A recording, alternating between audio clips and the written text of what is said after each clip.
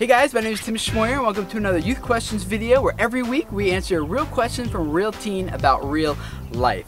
And this week is no exception. You guys submitted another great question. We're going to do our best to answer it the best way that we can. This week's question is, how do I come out to my parents? I know that's like a very emotionally charged question, and there's going to be lots of people watching this video who are going to have very different opinions and perspectives on homosexuality and sexual identity and things like that.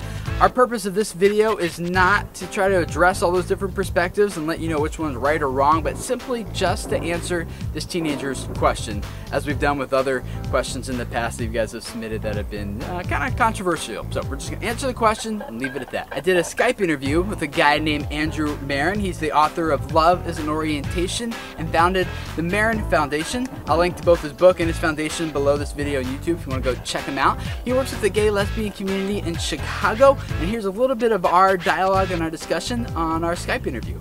This teenager asked the question, how do I come out to my parents? And I was like, that's a question for Andrew. So what advice and input and do you have for this teenager to ask this question and others who are watching as well? Right, yeah, well, there are a couple things. The first thing that I would say is more so about the structure of how you actually come out to them.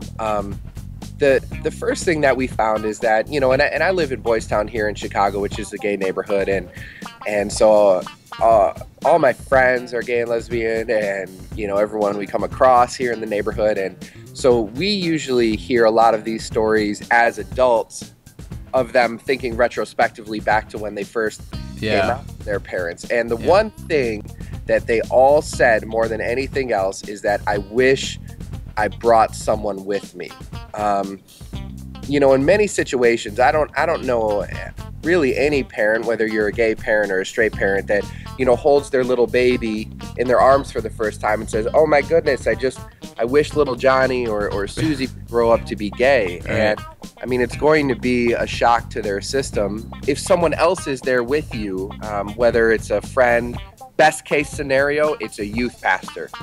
That is absolutely, without a shadow of a doubt, the one thing that we have found over the last decade that has been most efficient more than anything else. Bring your youth pastor with you, so the youth pastor can sit there and say, listen, little Johnny or Susie here needs to be heard. Little Johnny or Susie, this isn't a yelling session. This isn't a back and forth. This isn't a, you know, you're out of this house or it's a sin, you're bad or anything like that. Like the youth pastor can sit there and say, okay, Johnny or Susie needs to be heard at this moment. You guys, you parents, you need to be quiet. You need to listen. You need to take this in, and you need to let this be a moment where all of this, you know, is brought together. Right, because if you're a parent, I mean, this could be potentially a very like, there's so many different things running through your head, and an overreaction response could actually have the opposite effect. I've seen that happen not just with this issue, with other issues, like a boy comes to his dad and says, hey, I'm struggling with porn, or to his mom, you know, the parents freak out, you know, and kind of have the same effect. So yeah, that's good. And that was the second thing Well, one other thing too, I mean, if any parents are watching this, I just want to remind them, however you act or react in this moment is going to stick with your kid for the rest of their life. Oh man, no pressure or anything. I mean, you know, it's like one of those things where, and the way I look at it, it's like there are certain moments in life that are just sacred moments. Someone telling you I have cancer, or someone saying I'm pregnant, or someone saying, you know, any one of these big things, or someone saying to you I'm gay. However you react, you can never take that back. And you know, so it's just look at it and treat it as that sacred moment. The second thing that I would say, and we see this happen a lot as well, is that for most of the youth coming out, they have been dealing with this in their head for years and years and years. They've known they were gay, or they've known that they've been attracted to someone of the same sex, and they've been scared to come out. And you know, it's a process to go from the contemplation, okay, I'm gay, to the actual vocalization of it, saying, okay, world, I'm gay. So there's usually years worth of processing internally with that.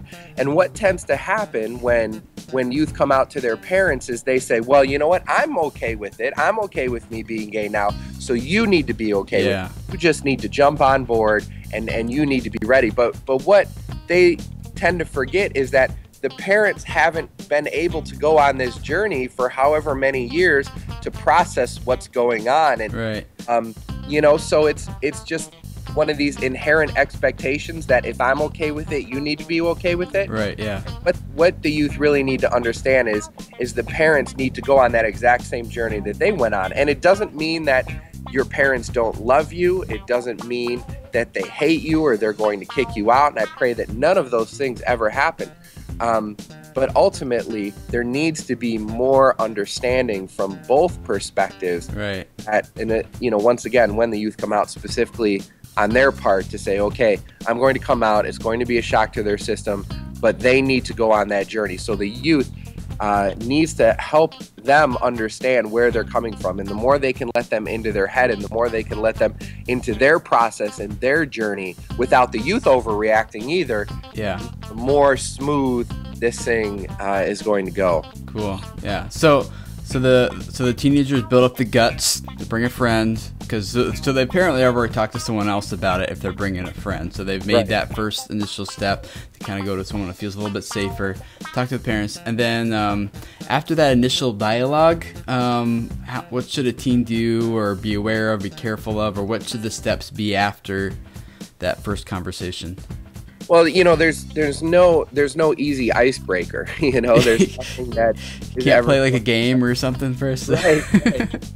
And the first little bit after that, I mean, it's for most situations and most people that we know and have talked to us about this, it is awkward for that first little bit. But you know, once again, if you can set out intentional time, cut out intentional spaces to be able to be there and to be able to talk and to be able to say to your parents, you know, it's almost like the roles reversed. It's like you say to your parents, listen, whenever you have any questions whatsoever, it doesn't matter when, doesn't matter what time, I want to be here. I want to answer those questions. And if I don't know the answer, I at least want to talk to you with them. I mean, the more we found, the more that parents are included in this journey, in this process, the more they're able to really, I wouldn't even necessarily say grasp everything that's going on, but they'll feel more secure in knowing that they're in this thing with you and they're able to process this thing with you and they're able to have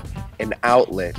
You know, once again, another outlet for folks is PFLAG, which is Parents and Friends of Lesbians and Gays. And, you know, it's where parents get together to talk about this stuff. And it's not, you know, you're going to get a mix of parents in these different types of groups. Conservative folks, more progressive folks. And, you know, once again, us, the Marin Foundation, this is what we're here for as well. If people want to call us or email us, we talk to parents all the time about this and really help them try and be as loving as they can within this shock system that many of them tend to have when their kids come out. Right. So there's some kids who, and some people who are Christians, not all, but some think, you know, some are totally like, hey, no problem, this is fine. Others are kind of like, not so sure about, you know, if this is acceptable or not.